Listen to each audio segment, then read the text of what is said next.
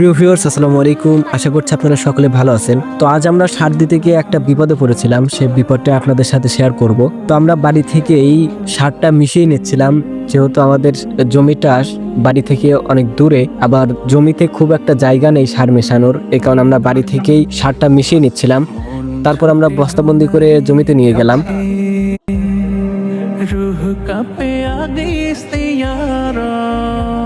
তো দেখতে পাচ্ছেন এগুলো আমাদের জমি, এখানে প্রায় 2 বিঘার মতো জমি রয়েছে।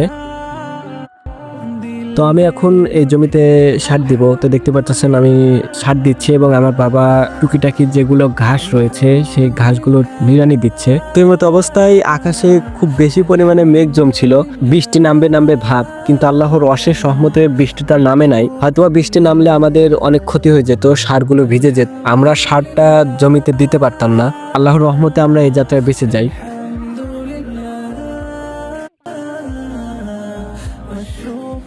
তো আজকের ভিডিও এই পর্যন্তই, দেখা হবে ইনশাআল্লাহ নতুন কোনো ভিডিওতে।